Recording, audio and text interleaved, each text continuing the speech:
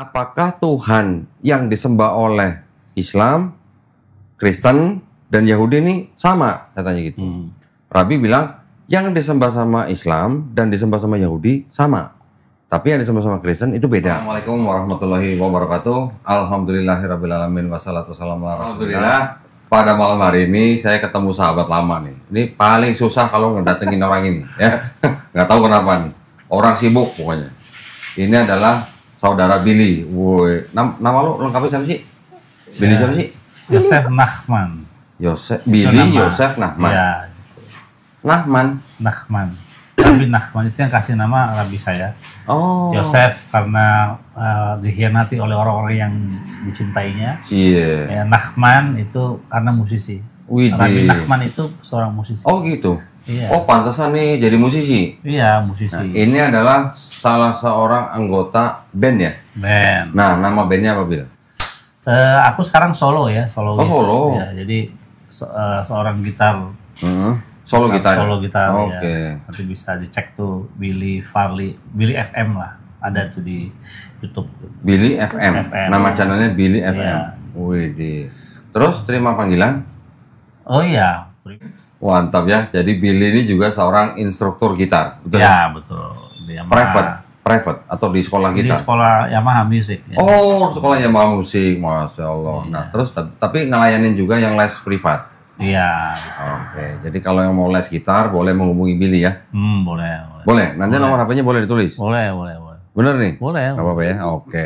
Nah, Billy ini adalah seorang, saya sebutnya pelaku Yudaisme. Iya, boleh. Salah? Enggak? Betul ya? Iya, boleh. Pelaku Yudaisme. Billy ini asli orang Indonesia. Beragama Yahudi ya. Agama Yahudi, tapi asli orang Indonesia. Iya. Tapi apa? Buyutnya ya? Iya, betul. Buyutnya berasal dari? Yaman. Dari Yaman. Oke ya. Ternyata kita juga tahu bahwa di Yaman itu juga banyak orang Yahudi yang tinggal di Yaman ya. Iya, betul. Mungkin sudah beratus-ratus tahun yang lalu ya. Nah, Iya. jadi akhirnya saya bisa narik Billy datang ke studionya Geramala Jakarta. Ini juga adalah seorang murid dari Rabbi Tovia Singer, betul? Iya, betul. Nah, ini waktu masih bayi siapa? Ah, ini anaknya nih, lihat nih ya. Ini rambut sininya kan panjang juga nih, cuman sayangnya belum kriwil-kriwil. Namanya Maher Syalal Hasbas. Widih. Lu sengaja kasih nama itu? Iya. Diambil dari Yesaya 8 ayat 3. Iya, yang bikin paling ngeselin. Tahu kan gua? Wah, ceritanya Billy ini sekarang kita mau ngobrol tentang ya tanah. Iya. Tanah, terus kemudian nanti kita akan bicara bahwa di antara agama Yahudi dan Kristen ini kan ya selalu terjadi kontroversi. Karena ada perbedaan yang namanya konsep ketuhanan, konsep keselamatan, dan konsep Mesias. Nah, Kalau nih masalahnya, kalau Kristen tidak pakai kitabnya orang Yahudi, mungkin tidak jadi masalah ya? iya nggak jadi masalah. Tapi karena Kristen menggunakan separohnya nih, bahkan lebih dari separohnya, mungkin 2/3-nya kitab Kristen, yaitu Perjanjian Lama, itu kan diambil dari kitabnya orang Yahudi, Betul. yaitu Tanakh, melalui kitab Septuaginta. Betul.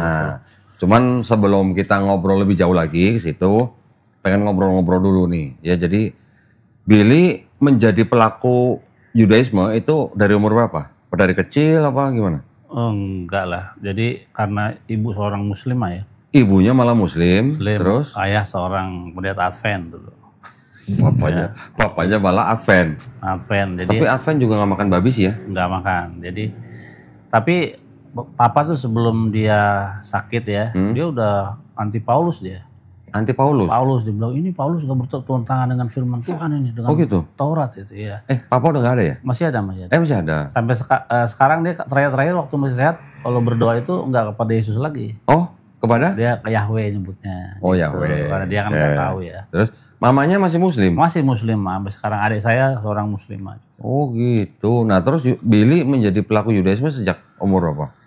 Iya pas mulai SMA itu udah mulai goyang. SMA. Jadi kita lihat ini kan, kok kalau di dalam perjanjian baru kok Yesus mulu Tuhan.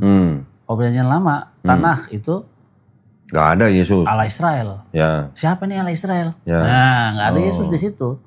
Kalau kita mau jujur, perjanjian lama, perjanjian baru itu nggak nyambung sama sekali. Memang nggak nyambung. Nggak ada Yesus di dalam perjanjian. Iya. Cuman itu tidak terlihat sama orang Kristen ya? Ya itu karena doktrin. Doktrin. Ya, terus. Nah di situ kita pencarian gimana caranya. Kita belajar bahasa Ibrani dulu ada tuh. Belajar di mana?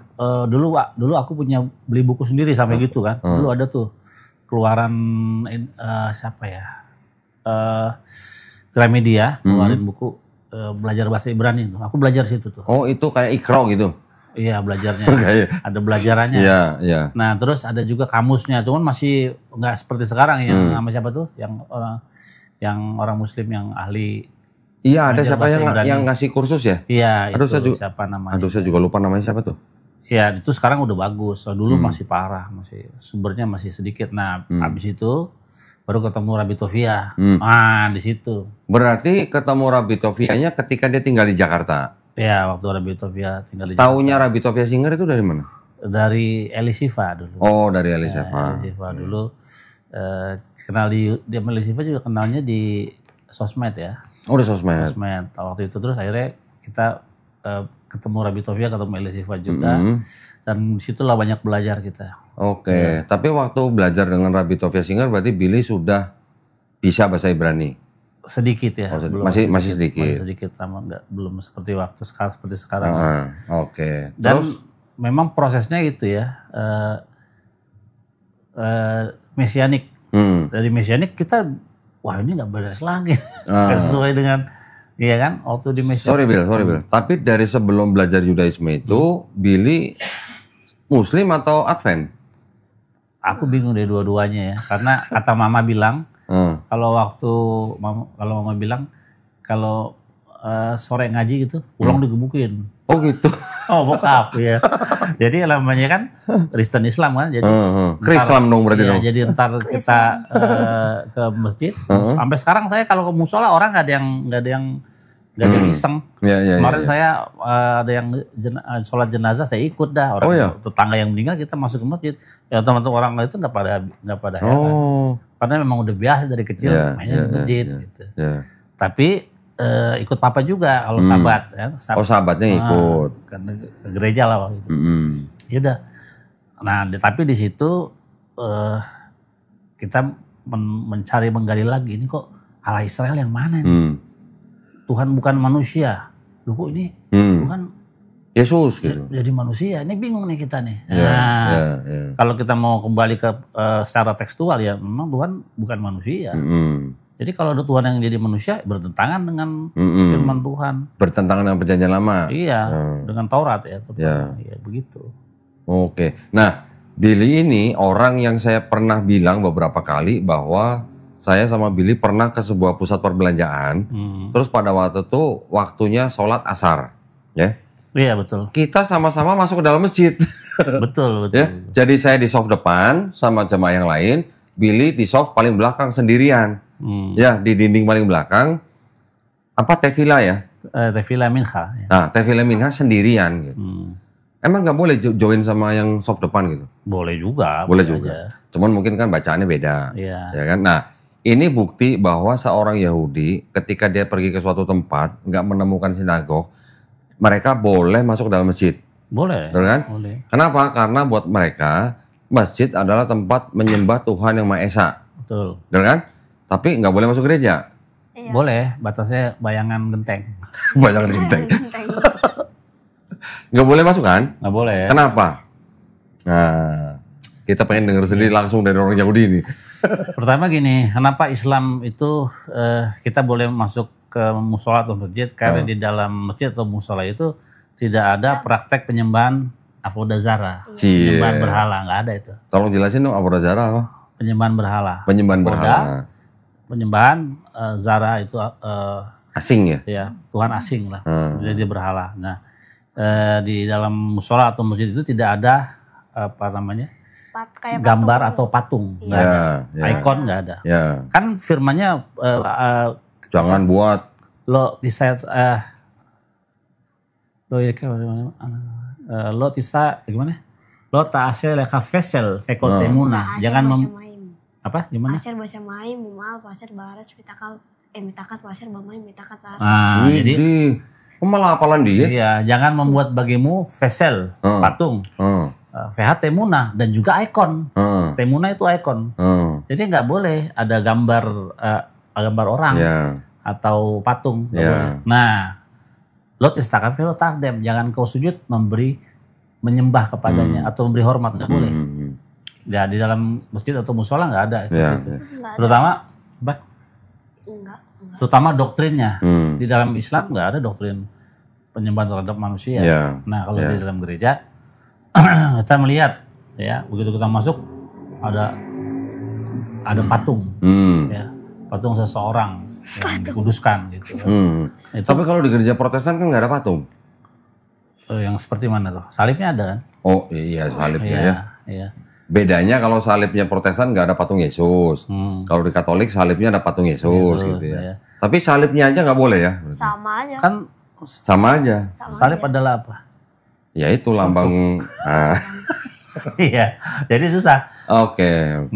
Jadi setiap orang Kristen, setiap orang Islam itu, misalnya orang Islam melihat tulisan Allah atau Nabi Muhammad, apakah boleh menggambarkan? Nggak boleh. Nggak boleh. Iya. Kita juga ketika melihat YHWH, nggak ada kita nggambarin kayak gimana gambarnya. Tapi kalau teman-teman Kristen melihat salib, apa yang digambarin mereka? Bayangkan Yesus. Seorang yang berlambut pirang, matanya biru. Mata biru, jenggotan, hidung mancung, bengkok, gitu. Terus nggak pakai baju. Jadi gitu bedanya. Jadi kalau di Islam tidak ada praktek penyembahan berhala, tapi kalau di dalam kekristenan ya itu. Nggak, jadi buat Yahudi itu praktek seperti itu dianggapnya sebagai penyembahan berhala. Penyembahan terhadap Allah asing ya. Oh, Allah asing ya atau berhala ya. Karena waktu itu kan gue pernah podcast sama Rabbi Tovesinger kan. Kan gitu juga, Rabbi kan juga bilang bahwa mereka itu adalah Avodah Zarah, penyembah asing. Gua tegesin, penyembah berhala bukan? Iya, penyembah berhala. Iya. Gitu ya. Dan saya tanya ke Rabbi Tovesinger, apakah Tuhan yang disembah oleh Islam, Kristen, dan Yahudi ini sama? Saya tanya gitu. Rabbi bilang, yang disembah sama Islam dan disembah sama Yahudi sama. Tapi yang disembah sama Kristen itu beda gitu kan. Bisa tolong kasih tanggapan? Iya, betul sekali. Mungkin ada tanggapan atau tambahan? Dari 72 gelar-gelar nama Hashem.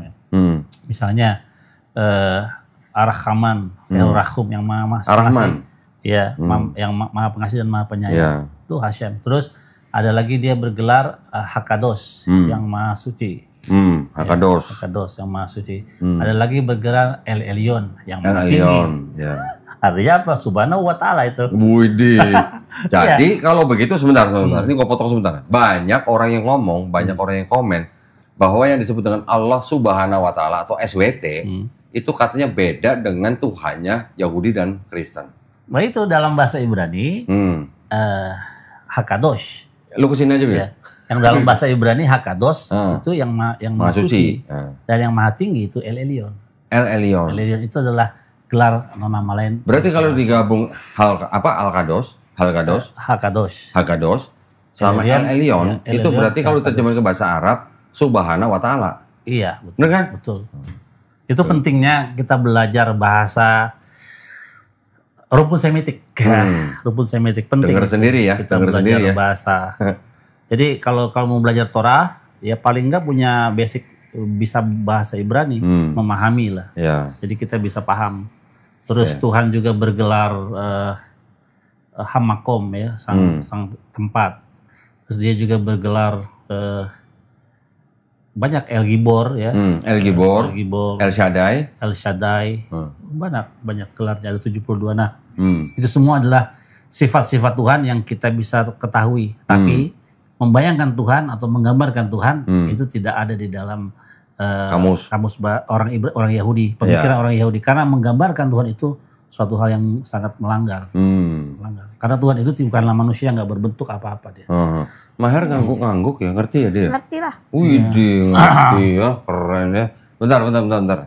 Ini gue punya kitab nih. Weh, jangan sedih, lu gue juga punya beginian nih. Wes. Komentari Rabbi. Tipis bukunya. Mantep nih. Cuman harganya pedas juga, Bil. Waduh, bahasa Arab nih. Bahasa bisa Arab dia gaun, Tapi Torah tuh. Torah. Originally Ini commentary Torah in dalam Arabic. bahasa Arab. Ya, bisa aja. Kawan. Nah, sekarang gue tunjukin nih. Ini yang urutannya ini. Di sini ada kata Allah. Oh iya betul. Ini diterjemahin dari kata itu yang tetragrammaton. Hashem, betul. Ini juga nih tuh Allah. Itu dalam kitab apa tuh? Kayak Exodus 3, Exodus, coba 15. Exodus 20. Exodus 20. Oh, ayat 2. 20 ayat 2. Nih, ini juga ternyata buat orang Yahudi Arab yang menerjemahkan Torah ke dalam bahasa Arab. Itu kalau nggak salah ada Annaullah Rabka. Ini Allah. Anna mana Anna? Ini Anna. Anna Allah nih. Rob. Rabka. Ah, iya. Berarti itu sama dengan Anoki Hashem Eloheka. Nah, berarti yang disebut tunjuk dong. Ini gimana dong? Ntar gua foto, ntar gua tunjukin di sini. Oke. Jadi yang disebut dengan tetragrammaton itu setara dengan kata Allah di sini kan? Betul. Nah, betul. Nah, sekarang IHWH sendiri itu adalah akronim memiliki arti Haya Howe Veihe. IHWH. Haya dia yang dulu. Howe dia yang sekarang, Veihe dan dia yang akan datang. Artinya Tuhan itu kekal. Yang ada dan selalu ada. Selalu ada. Betul. Iya, betul. Jadi gua tunjukin lagi nih. Ada lagi. Ini ada kamus bahasa Arab. Ya. Ini namanya kamus Al-Munjid. Nah, kamus Al-Munjid ini di dalamnya ada definisi kata Allah. Oke. Nah, itu yang penting tuh. Iya. Dari kemarin aku nanya, Allah itu bisa dipahami nggak secara ya, nanti saya fotoin. Allah itu adalah ismu al-zat al-wajib ul-wujud. apa tuh? Artinya? Jadi yang artinya itu adalah Allah adalah sebuah pribadi yang selalu ada dan istilahnya yang ada dan selalu ada gitu. Sama kayak tadi lu sebut. Bukan. Sama. Nah, itu kata Allah, berarti Allah di dalam Islam itu sama dengan Tuhan yang Maha Esa di dalam Yahudi. Iya memang begitu karena gini, suka nggak suka mau nggak mau ya. Orang Islam juga menyembah Tuhannya Abraham, Ishak dan Yakub. Nah, itu Tuhannya Musa, Iya. Harun, Nah. Tuhannya David, Tuhannya Shlomo. Iya. Gitu. Betul. Nggak mau. Jadi jelas buat para pemirsa, khususnya teman-teman dari kalangan Kristen yang menuduh bahwa Allah SWT gitu, itu beda dengan Yahweh katanya. Yahweh sendiri bukan dari Yahudi. Emang ada orang Yahudi bilang Yahweh? Nggak ada. Nggak ada. Nggak ada. Yahweh itu adalah ciptaan orang Kristen di abad 16. 16. Ya, yang menciptakan adalah orang Kristen bernama Jean Bardus. Siapa namanya? Siapa ya? Jean Bardus. Cin Bardus. Nah, tulisannya Gene Bardus gitu. Jean Bardus diterbitkan di Prancis di dalam bukunya De Chronographia tahun 1567. Itu cara mereka ingin menyebut nama itu kali ya. Betul. Jadi membuat formulasi sendiri. Betul, dia mencoba memvokalkan gitu. Iya. Ya, jadi timbullah kata Yahweh, Yehova, Yehowa gitu. Buat orang Yahudi, mana boleh nyebut Yahweh, mana boleh nyebut Yehova. Yang mereka ucapkan apa? Kalau nggak Adonai, Hashem ya. Iya, sekarang kita lihat dari mana orang Yahudi bisa berani nyebut nama Yahweh sebagai Hashem. Musa pernah memanggil itu dengan sebutan Gimana? Hashem Gimana? di dalam kitab Imamat dan kitab Ulangan. Nah, ini dia nih. Nah, ini ya, yang ngomong langsung orang Yahudi nih. Jadi- Yang punya kitab nih. Dari mana orang Yahudi memanggil Hashem? Nah, ini dia nih. Ada ya. Hashem. Ini penting nih. Imamat berapa? Ini dulu deh. Ulangan 25 ayat 58. Ulangan 25 berapa? 28 58. Ulangan 2858. 2858. Ini nanti kita tampilin juga ya. Terjemahnya itu, jika engkau tidak melakukan dengan setia segala perkataan hukum Taurat yang tertulis dalam kitab ini, dan engkau tidak takut akan nama yang mulia dan dahsyat ini, yakni akan, nah kalau Nah, ini. Nah, LI kan, oke. Lasot elko di frey hatora hazot haketufim basefer haze lir'ah et Hashem. oh ada tulisannya Hashem. Hashem, nama itu kan. Tapi di sini terjemahnya menjadi nama itu ya. Oke. Nama itu, nama siapa itu? Ya.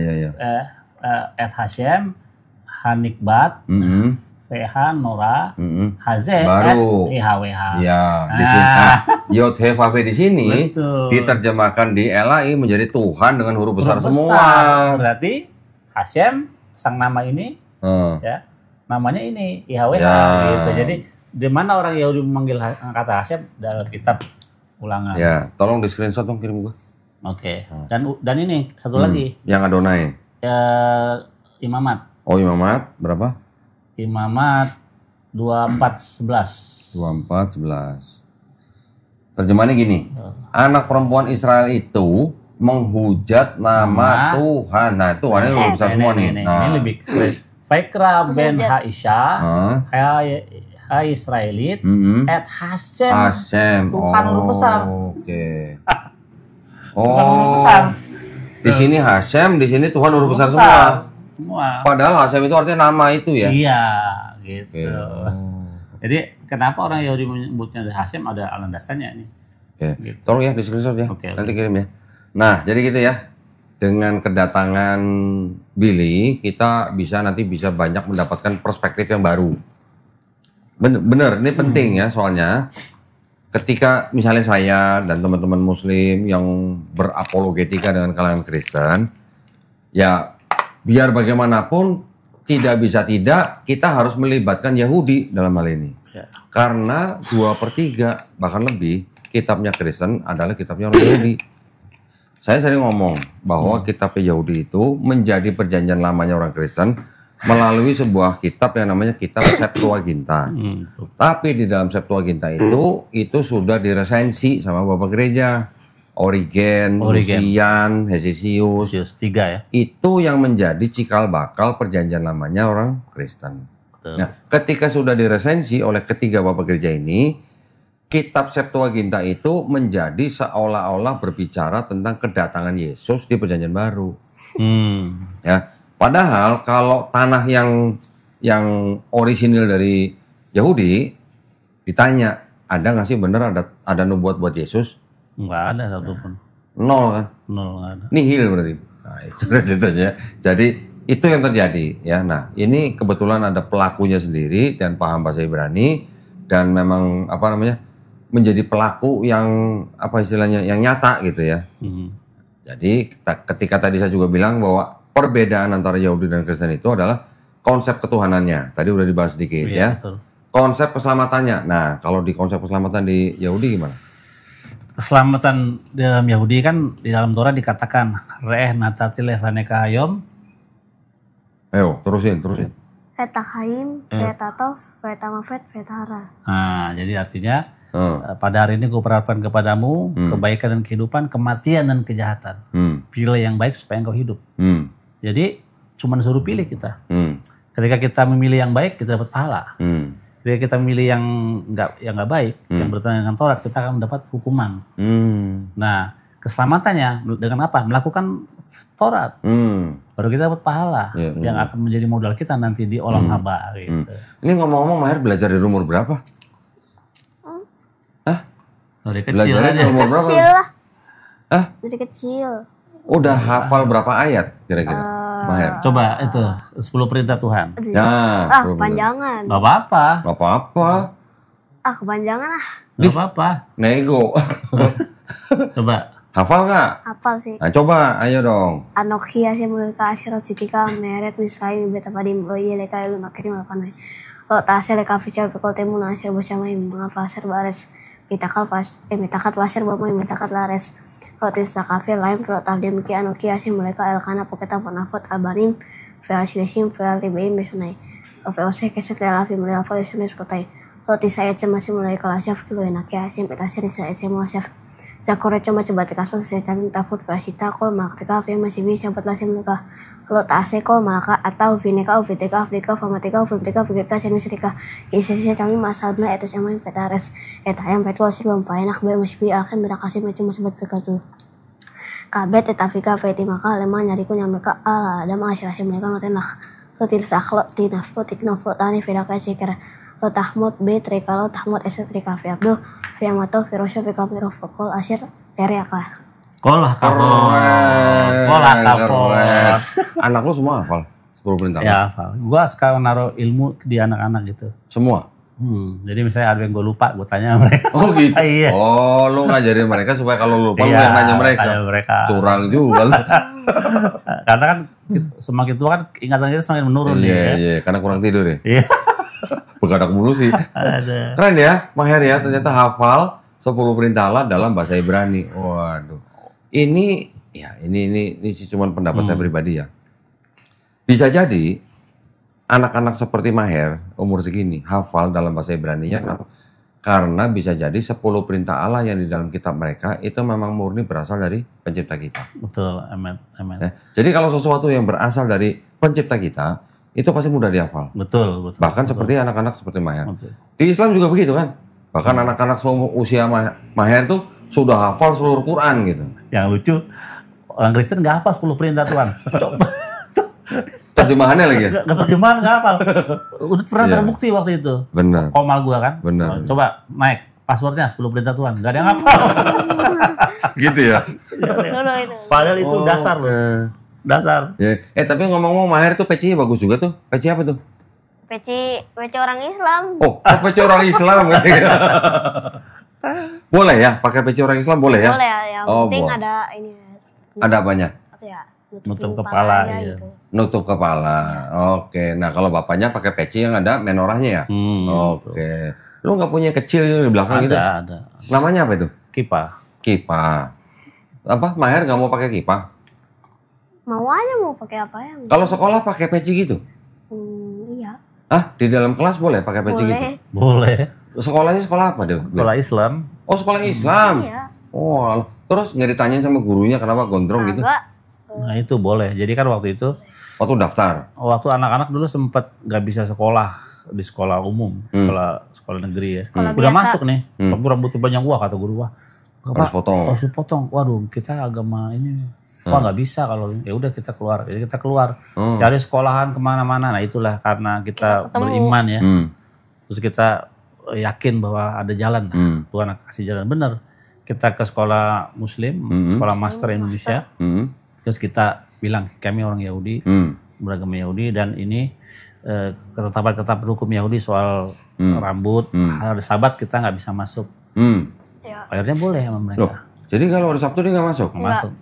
Nggak diganti hari apa gitu? Enggak. Mau ada Atau hari raya pergi kemana enggak? hari raya juga. Hari raya apa? Hari raya Yahudi? Banyak, ada 7 hari raya besar kan. Iya, itu nggak masuk sekolah juga Nggak nggak apa-apa. masuk, nggak apa-apa. Di sekolah ada acara apa nggak boleh masuk apa gitu. Berarti masalah rambut juga oke, dapat dispensasi. Oke, dapat dispensasi. Oke. Nah itu di apa? Di Depok ya, walaupun Iya, iya, PKS ya, tapi Iya, iya, mereka ini loh apa namanya? Sekolah Islam malah tuh ya? Sekolah Islam. Jadi kalau pagi apa duha ya? Duha, ya. Duha, dia nggak ikut. Oh dia nggak ikut? Dia Jadi- masuknya jam 10. Oh gitu. Iya. Kan, Masuk jam 10. Oke.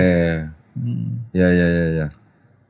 Ya ini. kan pagi-pagi ngaji dulu terus istirahat makanya masuknya jam 10. Oh teman-teman yang Muslim ngaji. Iya ngaji. Kamu belum datang. Belum datang. Terus nanti setelah mereka sholat duha, Iya. baru kamu datang Iya. jam 10. Oh curang kamu ya. Berarti kamu di depan sekolah makan bakso dulu gitu ya? Kagak lah. Ya. Oh enggak katanya. Kirain ya. Teman-teman gimana sama Maher di sekolah? Biasa aja. Biasa aja, nggak ada yang godain ya? Nggak ada. Oke. Baik-baik kan. Nah, Bill, tolong kasih tahu sedikit, Bill. Kenapa orang Yahudi ini rambut samping yang kuping ini kok sampai panjang-panjang tuh maksudnya apa? Oke, jadi dalam Torah itu ada 2 unsur hukum, hukim dan mispatim. Ya. Mispatim itu adalah hukum keadilan Yang bisa dijelaskan. yang bisa dijelaskan. Wih, yaudah dia aja yang jelasin deh. Kamu aja yang jelasin deh. Masa, Ya.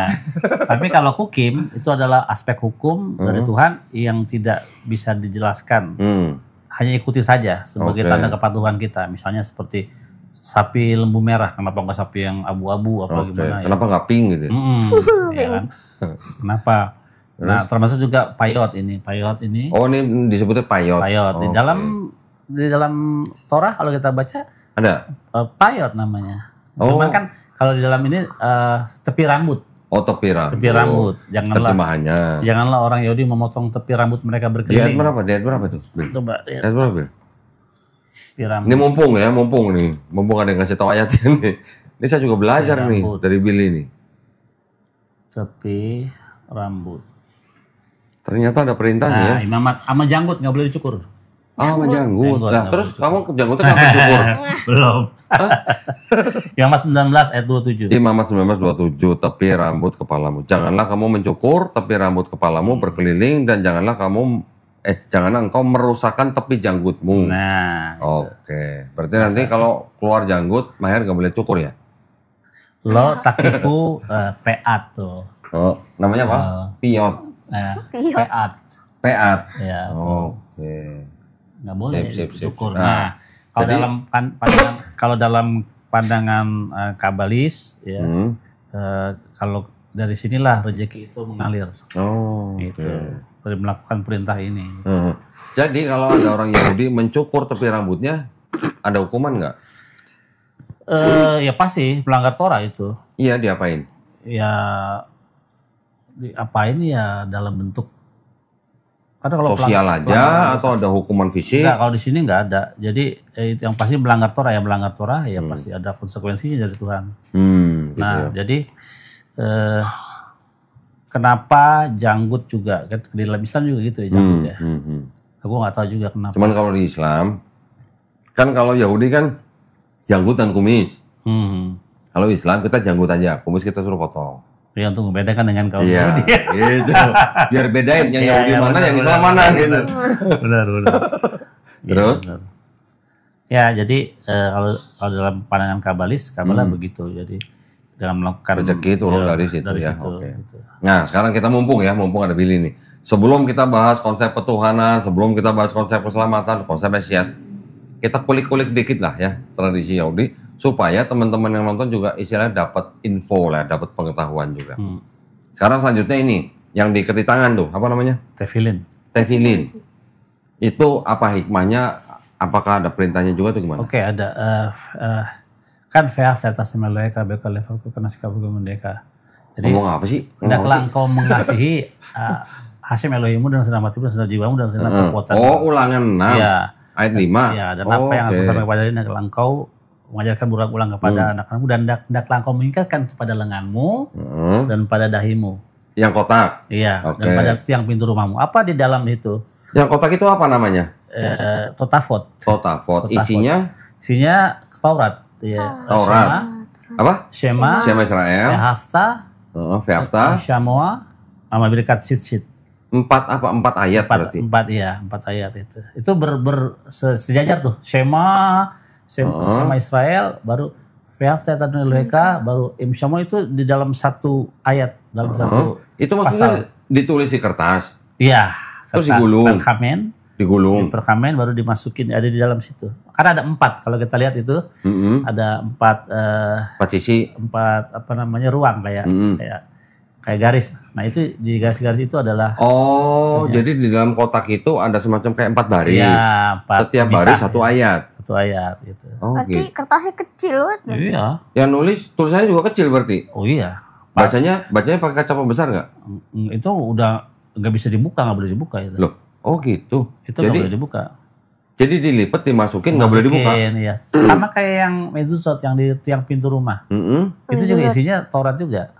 Oh, setelah ditaruh udah nggak boleh dibuka. Ya, jadi kalau kita orang Yahudi mau masuk keluar, dia harus mencium itu. Oke. Gitu. Nah, itu nggak ada orang Kristen yang bilang orang Yahudi menyembah itu ya gara-gara mencium. Nggak ada.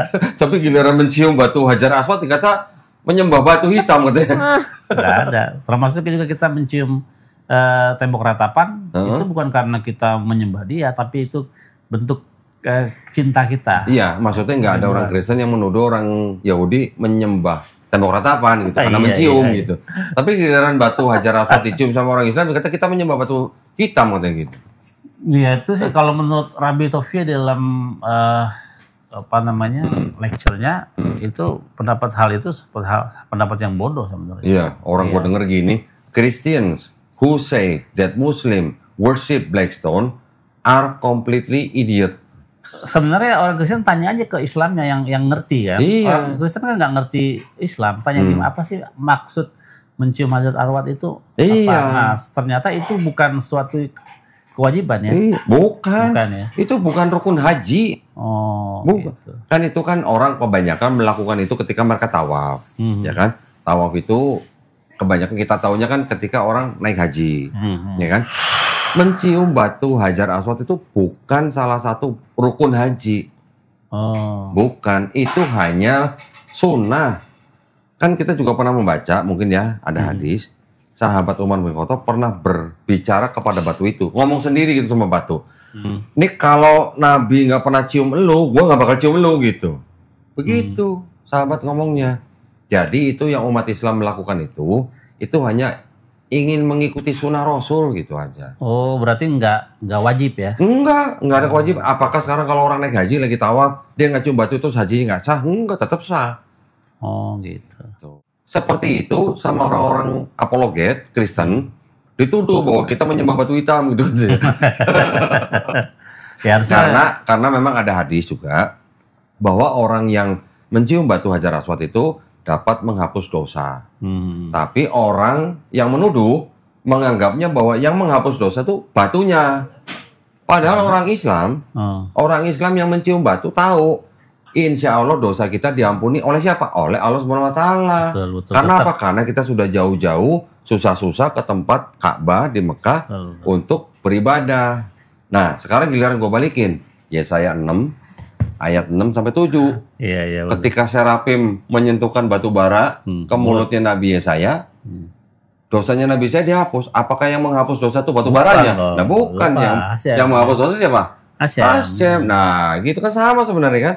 Betul. Tapi pandangan atau tuduhan itu adalah tuduhan orang-orang yang ya kurang literasi berarti. Iya, makanya harus diletakkan kepada porsinya. Kalau ingin belajar Islam, ya tanya sama orang-orang Islam yang mengerti. Nah itu, gitu. Betul.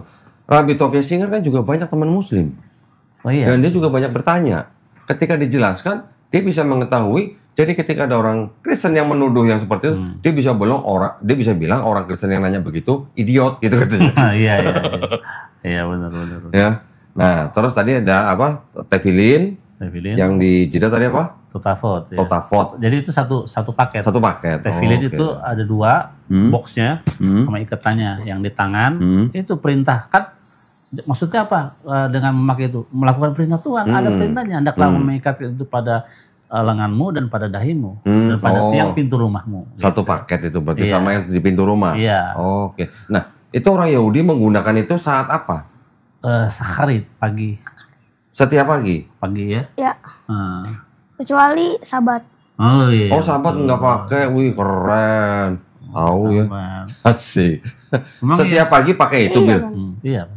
Berdoa, pas berdoa. Berdoa. Jadi pagi itu pakai sit dulu, pakai talit, baru yang talit itu yang kain itu. Iya, yang seragam pagi itu, baru pakai tefilin, baru kita lanjut terus.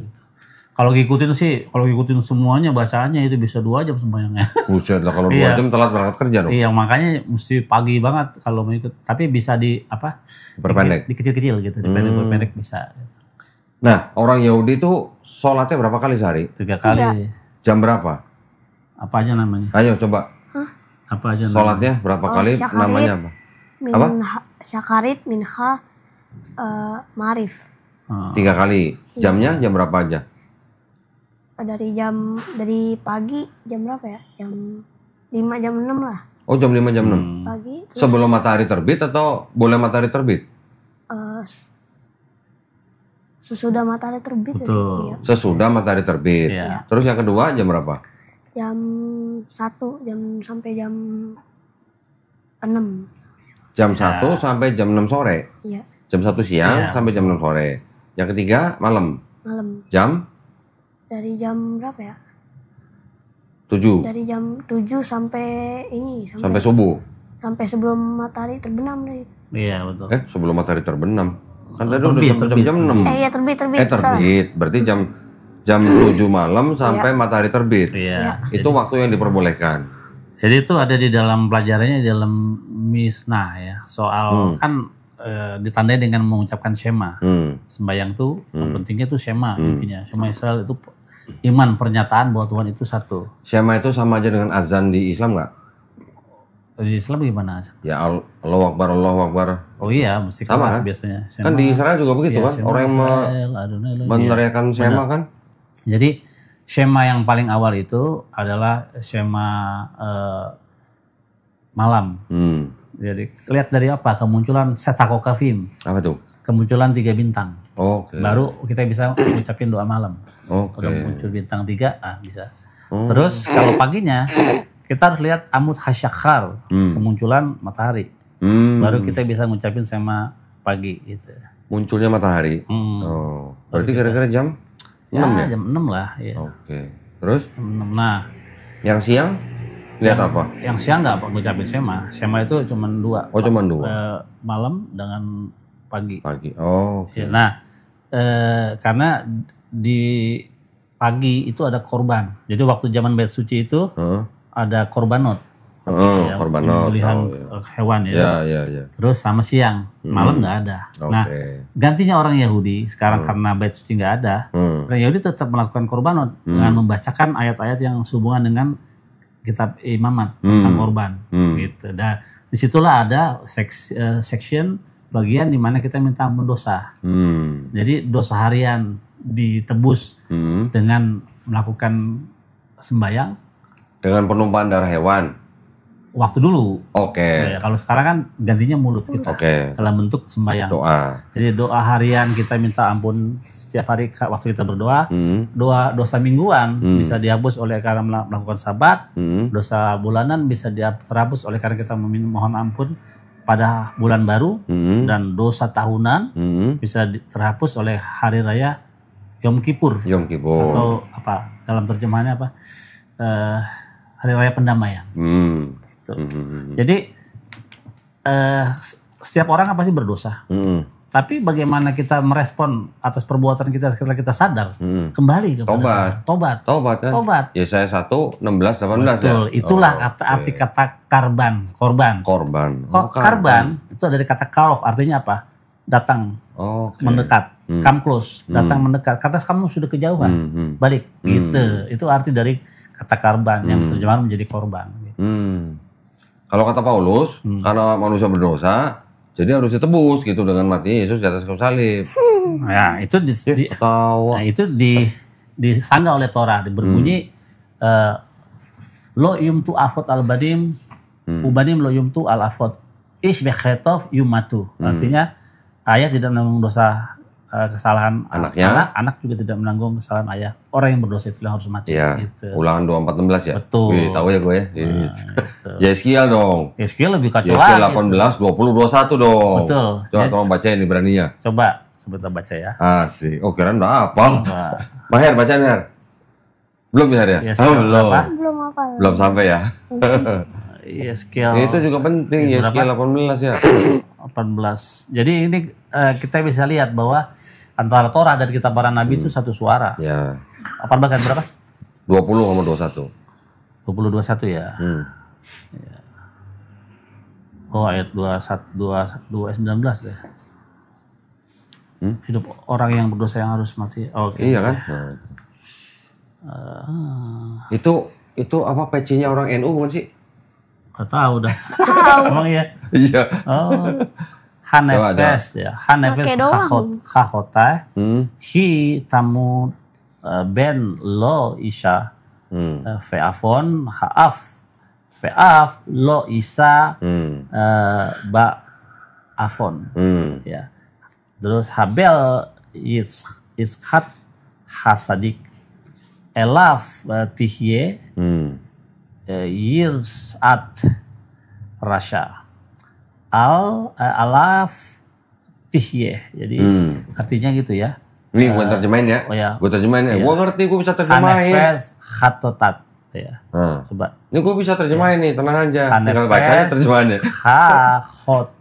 Hakhotet hitamut bo. Ya, artinya orang yang berdosa itu yang mati kan? Mati. Ya. Anak tidak menanggung kesalahan ayahnya. Ya. Ayah tidak menanggung kesalahan anaknya. Orang benar akan menerima berkat kebenarannya dan kefasikan orang fasik akan apa? Tertanggung atasnya. Nah, yang 21 ini yang penting nih.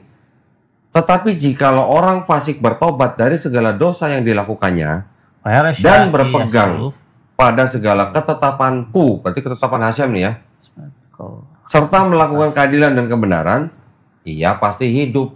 Ini maksudnya ia pasti hidup kan berarti masuk surga kan?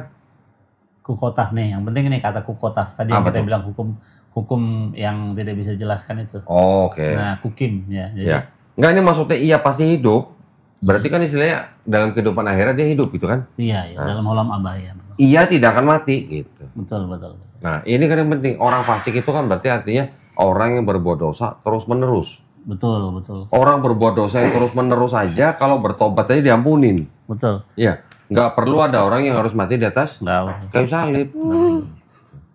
Kamu kenapa kalau dengar omong-omong salib kamu ketawa? Nggak perlu. Jadi Ya. itu antara kita para Torah kan sumber dari para nabi yaitu Taurat. Ya, kayak Yeskiel Daud Mazmur ya. Karena waktu zamannya Daud hidup belum ada Mazmur tuh. Jadi makanya Daud berkata Taurat Hasem Temi Mesifat Nefes, Taurat itu sempurna bagi dia. Karena dia melakukan Taurat itu. Nah, gini. Bill, gue baru inget nih. Ketika kita buka Yeskiel, kan di Yeskiel 23 ayat 1 sampai 20 itu kan memang bahasanya vulgar ya. Bahasanya vulgar. Saya sering ngomong sama teman-teman yang bawa-bawa Yeskiel 23 yang dianggap disebut itu adalah ayat-ayat porno. Oh. Ya. Saya sering bilang sama mereka, tolong dipelajarin. Bukan berarti kalau kata-katanya vulgar itu atau ayat-ayatnya terdengarnya seperti pornografi itu bukan berarti itu adalah cerita sesungguhnya, bukan. Betul. Ya, tapi itu adalah sebenarnya bahasa kiasan yang sedang menggambarkan bangsa Israel, Yudea dan Samaria, digambarkan dengan dua kakak beradik wanita yang sedang bersundal. Itu artinya sedang musyrik gitu artinya. Musyrik, berkhianat kepada Sedang menyembah Tuhan yang lain, gitu ya. Betul. Ini jangan sampai kita sedikit-sedikit, cerita porno. Bukan begitu. Betul. Cerita pornonya ya bisa dikatakan memang bahasanya vulgar gitu bahasanya. Mungkin Maher juga nggak cocok dengarnya, nggak boleh dengar gitu ya. Tapi memang itulah bahasa zaman dulu, bahasanya orang dewasa gitu, ya kan? Nah, yang kita omongin tadi nih, Bill, masalah Shema Israel, masalah tobat, ini berarti kan kita sudah mencakup konsep ketuhanan dan konsep keselamatan, yang sama sekali berbeda dengan konsep Kristen gitu, ya. Kristen dengan ada yang Trinitas, ada yang Oneness. Terus konsep keselamatannya juga tetap harus mengaku Yesus sebagai Tuhan karena sudah mati di atas kayu salib untuk menebus dosa manusia. Ini kan totally different. Nah, sekarang kita tiba ke konsep Mesias nih. Nah, Kristen klaim bahwa Yesus itulah Mesias yang dijanjikan oleh Perjanjian Lama. Sedangkan Yahudi klaim bahwa Mesias itu yang dijanjikan itu belum datang. Belum datang ya. Boleh ceritain dikit nggak, Bill? Gimana? Ya, Mosiah artinya yang diurapi. Jadi semua raja-raja para imam yang diurapi itu Mesias. Mesias, tapi yang kita nanti adalah Mesias akhir nih. Oke. Terus, tapi kan gak cuma raja yang disebut dengan Mesias itu. Wah, justru saya tantang nih teman-teman Kristen. Di mana ada kata Mesias tertulis di dalam Perjanjian Baru dan Perjanjian Lama? Nggak ada. Kata Mesias sendiri nggak tertulis? Nggak ada. Kalau baca terjemahan. Oh, terjemahan. Kalau bahasa Ibrani ada? Ada. Siapa yang jadi Mesias pertama di dalam kitab Imamat? Hakohen sama Syiah. Imam yang diurapi. Kalau nggak percaya kita cari baca. Ya, coba di Imamat berapa? Imamat, imamnya. Jadi yang Oke. Kalau terjemahan nggak ada kata Mesias? Nggak ada. Kalau terjemahan tulisannya yang diurapi dong. Nah, nih. Maka jikalau Imamat 4 ayat 3. Im hakohen hamasyah tuh. Oh, imam yang diurapi, ya. Im hakohen hamasyah. Ya khete. Hakohen hamasyah. Nah, hakohen hamasyah tuh. Oke. Imam yang diurapi. Ini terjemahnya imam yang diurapi. Ya. Gitu. Tapi ya, berarti yang disebut Mesias itu bisa raja, bisa imam. Bisa imam. Oke. Bisa nabi. Nabi juga ya? Nabi ya. Kalau Saul juga Mesias berarti kan? Oh iya. Nah, karena diurapi. Nah, sekarang konsepnya Mesias di dalam Yahudi itu kan tadi raja bisa, nabi bisa, imam bisa. Yang akan datang ini, yang mana dari antara ini, Bill? Yang raja kan? Hakohen. Nah, kapan datangnya? Tunggu Elia. Oh, Elia menitis. Elia Hanabi, Elia sang nabi. Iya, maksudnya menitis. Atau Elia datang lagi? Datang dia. Elianya? Elia. Bukan menitis dalam Enggak. manusia lain. Karena kalau kita baca Yohanes 1 ayat 19 sampai 20, kan Yohanes Pembaptis ditanya sama orang-orang Kan Taurat. ditanya. Iya, Dia apakah nggak- kamu Elia? Bukan. Bukan. Apakah kamu Mesias? Bukan. Apakah kamu nabi itu? Bukan juga. Bukan. Gitu. Jadi orangnya ngaku enggak. Oh, Udah. berarti yang dimaksud Elia datang itu adalah benar-benar Nabi Elia turun. Karena Elia itu dua ya. Di Dua antara yang diangkat. orang yang nggak pernah Mati. tersentuh oleh maut. Ya, Tapi ada. diangkat gitu kan. Iya, tapi ada Tuhan yang disentuh oleh maut. Oh, Disentuh oleh maut dia. Pernah kalah oleh maut. ya mengalahkan maut 3 hari gitu. Tapi kan Tapi dikalahkan pernah dulu. mati. Nah, Ya. pernah mati. Ya. Artinya- Tuhan siapa tuh? Tuhan siapa? Tuhannya orang Kristen maksudnya. Iya, gitu. Jadi apakah Kamu jangan ketawa-ketawa mulu dong, Her. jadi ada yang lebih hebat dari Tuhannya orang Kristen? Ya, Nggak mati, nggak pernah sentuh matian siapa? Iya. Elia dan Elia. Henokh. Gitu. ya. Jadi sequences-nya akan begini tahapannya. Elia akan datang dulu membawa Mesias. Jadi dia akan mengurapi Mesias. Mesias akan mengurapi lagi imam. Oh, Elia datang. Mengurapi Elia raja. mengurapi Raja Mesias. Elia mengurapi Mesias. Raja Terus, Mesias. Ya. Raja Mesias ini Raja terus Mesias. Habis itu Raja Mesias akan mengurapi imam Mesias. Imam Mesias siapa? Ya keturunan Harun. Oh, jadi ada Mesias, ada Imam Mesias. Itu tadi kan Hakohen nama Iya. imam yang diurapi. Iya, jadi waktunya bersamaan nih. Imam Mesias yang dijanjikan ini tandanya adalah Elia turun dulu, Elia turun dulu, baru mengurapi Mesias, Mesias raja. Mesias raja, baru Mesias raja mengurapi Mesias imam. Oke. Jadi tugasnya sang Mesias raja akan mengurusi tugas kenegaraan ke kerajaannya dan imam akan mengurusi urusan peribadahan. Oke, pertanyaan Bil. Apakah Mesias yang akan turun yang ditunggu sama orang Yahudi ini, apakah ini Tuhan yang jadi manusia? Bukan, kita bukan. lihat di dalam Yesaya 11. Oke. Nah, Yesaya 11 Yesaya 11 ayat ayat 3 coba. 3. Yesaya 11:3 ya. Coba ayat 1 deh, ayat 1 Oh, deh. satu. Jadi enggak. Suatu tunas akan keluar dari tunggul Isai, Iya. dan taruk yang akan tumbuh dari pangkalnya akan berbuah. Iya. Roh Tuhan akan ada padanya, roh hikmat dan pengertian, roh nasihat dan keperkasaan, roh pengenalan dan takut akan Tuhan. Ya, kesenangannya ialah takut akan Tuhan. Berarti kalau dibilang Mesias itu adalah Tuhan yang jadi manusia, Iya. di sini nggak cocok dong. Masa Nggak Tuhan cocok. takut sama Tuhan Betul, gitu ya. betul. Oke. Nah, di sini Berarti lagi judulnya Mesias yang itu, yang dijanjikan itu, yang akan turun itu harus benar-benar murni manusia. manusia, Dan berarti keturunan Isai, keturunan Esau, keturunan Daud. Daud. Melalui siapa? Salomo atau Nathan? Salomo dong. Salomo.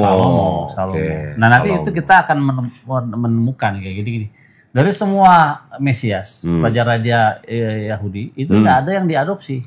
Nah itu, baru gue mau ngomong. Ya. Lu udah Semuanya duluan. itu mempunyai garis keturunan darah Nah, dan daging. nah sekarang Bil, kalau untuk menentukan orang ini adalah orang Yahudi, kan dilihat dari darah ibunya. Kalau untuk nationality, Cuman untuk menentukan ini orang Yahudi gitu. iya betul. Dari darah ibunya. Ibunya. Tapi kalau untuk menentukan dia suku apa, darah ayahnya kan. Dari keturunan ayahnya. Ya. Nah, bilangan 1:18 kan. Betul. Nah, kalau di Kristen, Yesus diklaim sebagai Mesias yang dijanjikan dan diklaim sebagai keturunan Daud melalui Salomo. Ya kan, Iya. Matius 1-17 Iya, kan betul. begitu kan. Iya. Ada dari mulai siapa? Abraham, 10 keturunan. Sampai Daud 14 14. Daud sampai pembuangan Babel 14. Pembuangan Babel sampai Yesus katanya 14. 42 harusnya. Harus. Tapi itu cuma 13 kalau dari Babel sampai Jadi Yesus. 41 jadi. Satu. Cuman yang jadi kritik adalah begini. Di dalam Matius 1 sampai ayat 1 sampai 17 itu kan ada Daud, ada Salomo, ada Yusuf, ada Yesus. Betul. Tapi Yesus ini kan bukan anak kandung Yusuf. Bukan. Nah, berarti kalau anak adopsi nggak boleh, nggak diterima. Nggak bisa dong. Oke. Bagaimana dia mau jadi? Lagi susah. Kalau dia mengambil kan kalau dari garis keturunan silsilah Lukas kan Oh, itu kalau Lukas kan dari ibu. dari ibu. Nah, Tapi kan lewat Daudnya kan bukan Salomo. Itu dia dari Nathan. ya. Nah, Memang ada anaknya Daud yang namanya Nathan. ya. Iya, memang ada. Tapi yang jadi raja penerusnya kan Harus Salomo, lewat Salomo kan.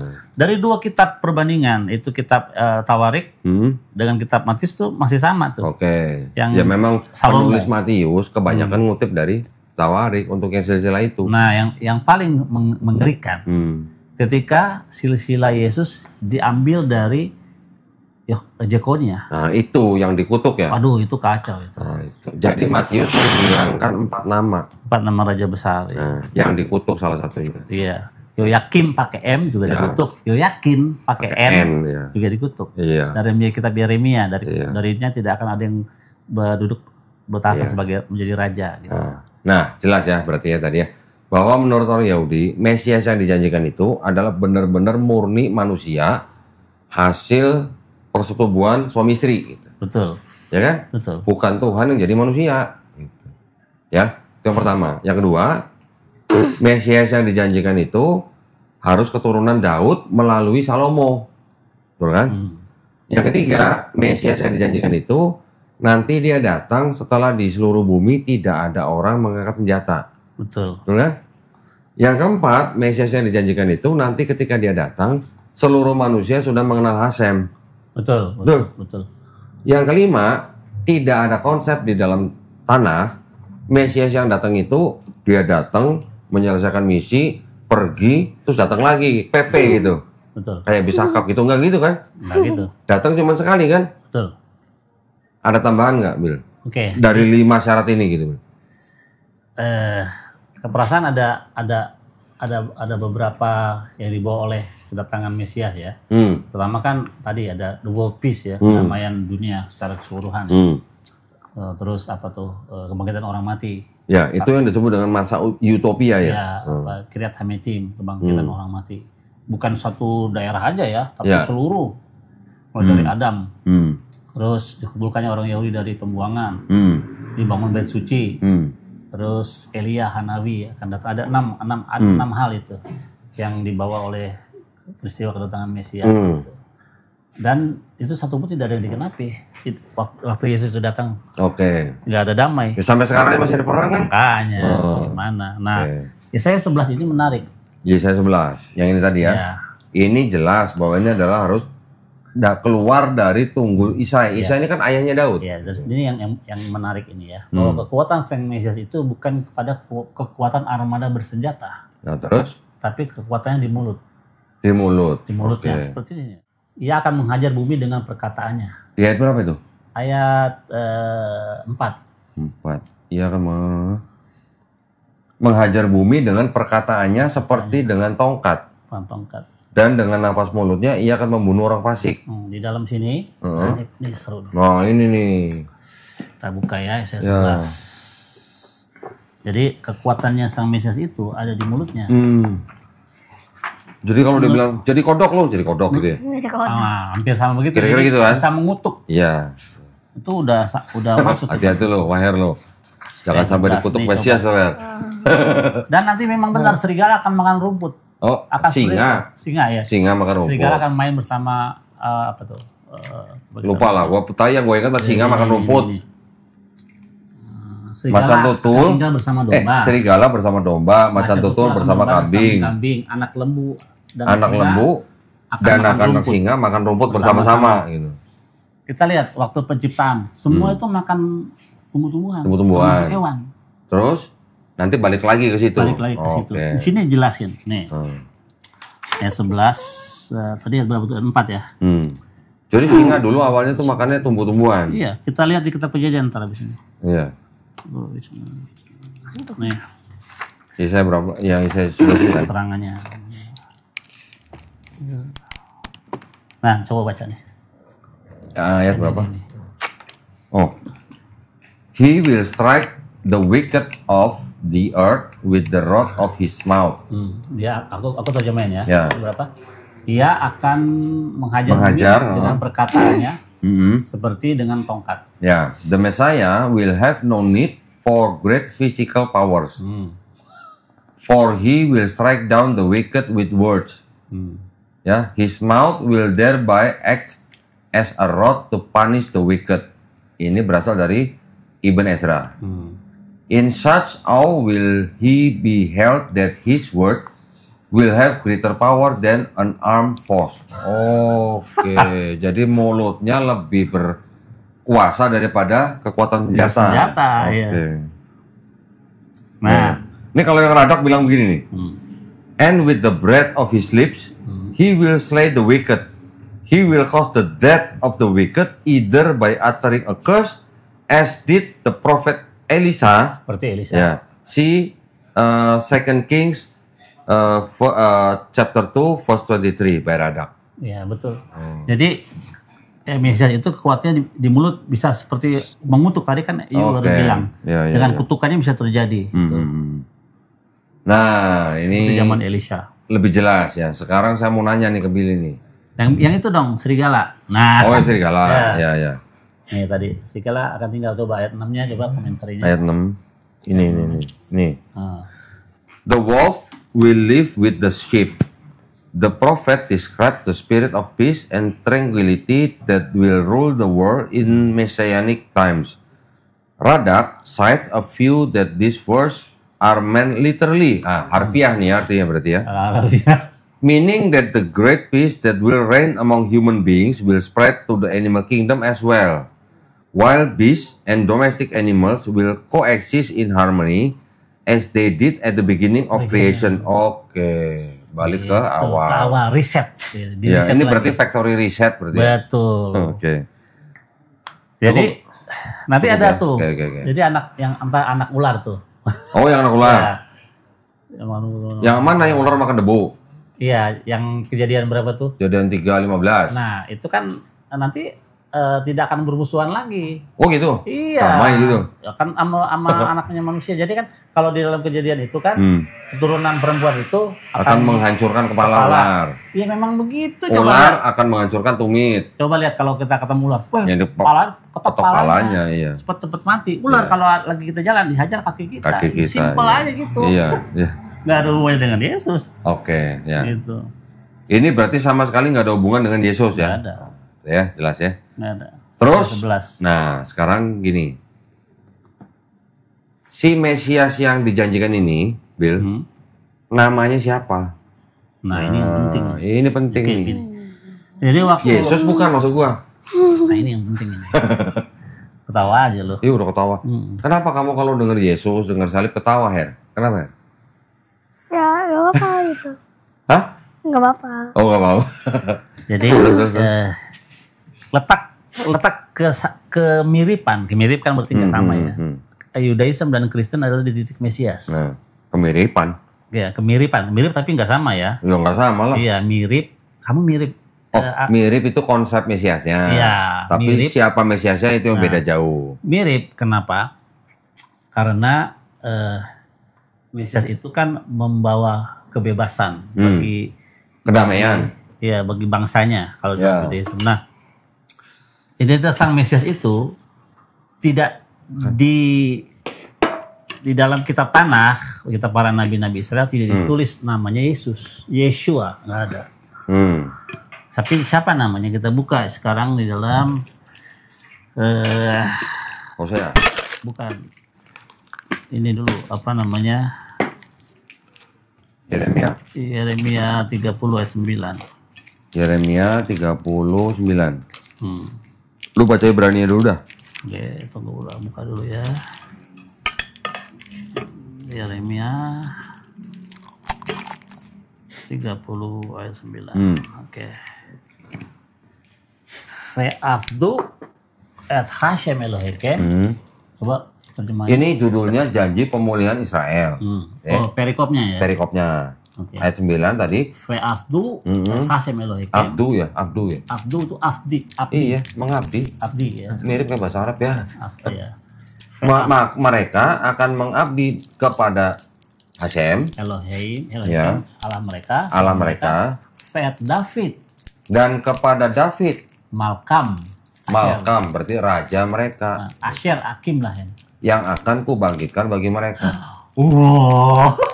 Berarti Mesias yang dijanjikan itu namanya Daud. Daud namanya. Ini yang ngomong ya, bukan saya. Daud. Benar ya, Daud ya. Daud. Kita lihat lagi yang lain. Nah, terus ada lagi? Daud. Oke, di dalam Hosea. Bukan Yesus ya berarti ya namanya. Bukan, makanya nggak bisa kita menemukan Yesus di dalam.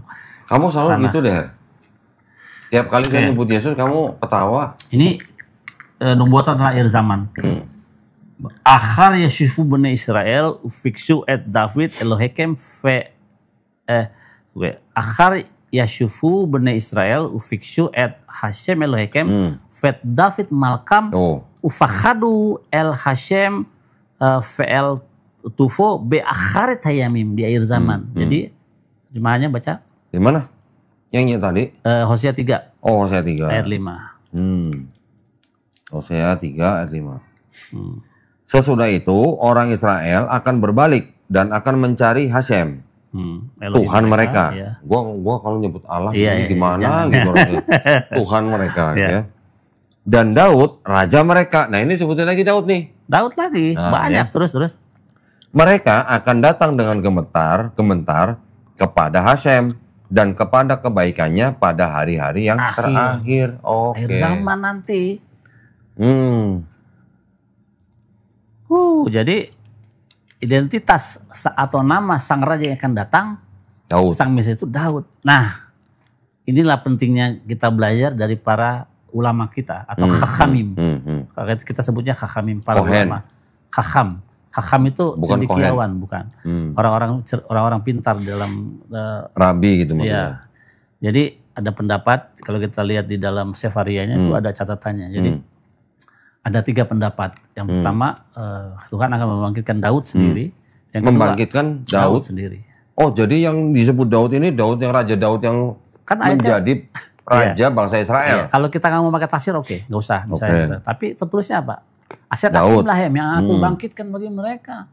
Ya, berarti kalau di sini kan nggak disebutkan ini Daud yang dulu jadi raja Israel atau Daud yang orang baru namanya Daud gitu. Jadi berarti tafsirnya ada 3 tafsiran. Yang pertama membangkitkan Daud yang sudah meninggal. Jadi raja. Yang kedua, Tuhan akan membangkitkan Daud lain. Orang lain yang bernama Daud. Namanya tetap Daud. By name will be David. Gitu. Yang ketiga, dia akan menjalankan kenegaraannya secara tandem. Betul. Berarti Daud yang sudah mati dibangkitkan, tandem sama orang baru yang bernama Daud. Iya gitu. Jadi ada 2 Daud gitu. Lihat, iya. Jadi by name namanya akan Daud gitu. Entah itu Daud bin Ezra misalnya, tapi namanya Daud. Tetap Daud. Daud dan tidak ada namanya Yesu di situ atau Yeshua nggak ada. Nggak ada Yesu. Nggak ada. Yesua nggak ada. Apalagi tadi Be'akharit Hayamim di akhir zaman nanti. Yesus juga bukan. Nggak ada. Jesse bukan juga. Ini saya tahunya tuh udah lama-lama muter-muter dengan Rabbi Tofia yang jelasin. Aku bingung sih, ini kan di dalam kitab Yeremia. Oh iya, ternyata benar. Kita baca, oh iya. Nah, kalau ada yang namanya kejahatan itu tidak ada yang pernah yang sempurna. Perfect crime. Nggak ada kejahatan yang sempurna. There is no perfect crime. There is no perfect crime karena ada celahnya. Kita lihat di sini. Kalau mau ini melencengkan terjemahan seperti yang dilakukan oleh mereka di sini. Siapa? Kekristenan. Kristen. Kekristenan. Oknum-oknum kekristenan. Zaman ini bapak-bapak gereja kalian yang dulu tahun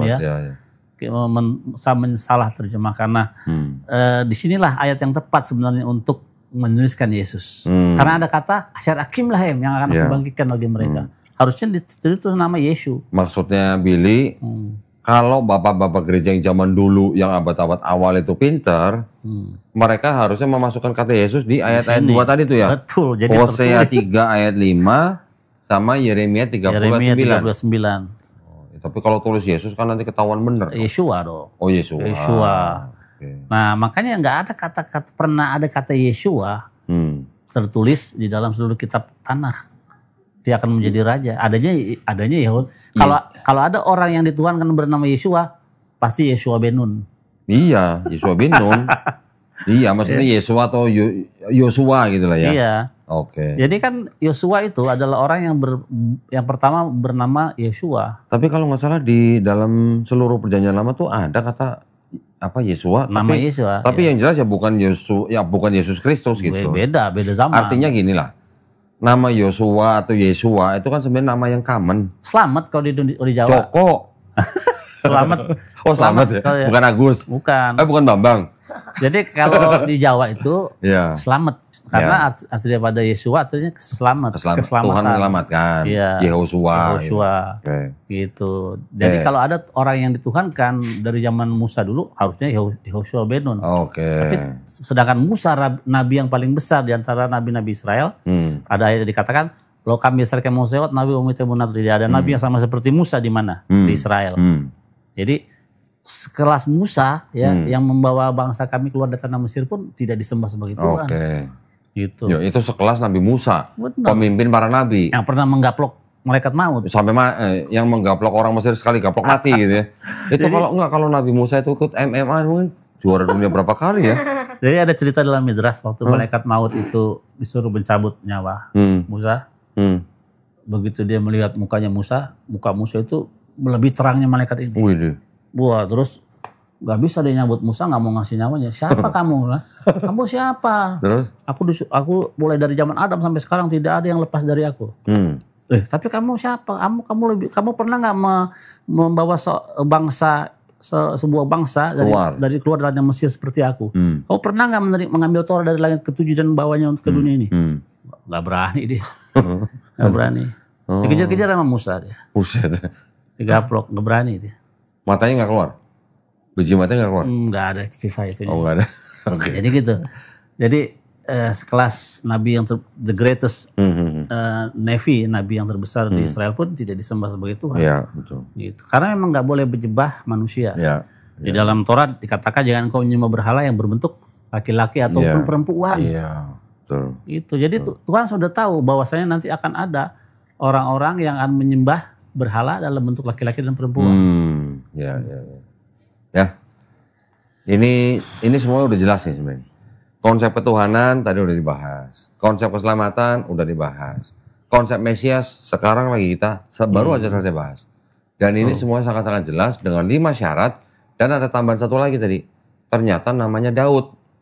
Entah itu Daud yang dibangkitkan dari zaman Israel dulu atau ada orang baru bernama Daud atau tandem. Betul. Ya, itu cuma tafsir ya. Pernah aku kasih kan itunya di dalam Talmud linknya ada ya. Oke, nah ini berarti menambah wawasan kita bahwa ternyata di dalam kitabnya orang Yahudi itu konsep ketuhanan, keselamatan dan Mesiasnya itu jauh berbeda dengan perjanjian barunya Kristen. Betul. Oke. Di perjanjian barunya Kristen mungkin Bill ya, mungkin ya. Itu masih ada beberapa yang cocok dengan perjanjian lama, Bill. Ya, contoh apa? Markus 12:29. Apa itu? Ketika Yesus ditanya apa hukum yang terutama, Yesus mengulang-ulangan 6 ayat 4. Walaupun dia menambahkan satu. Apa? Yang dengan akal budimu. Iya.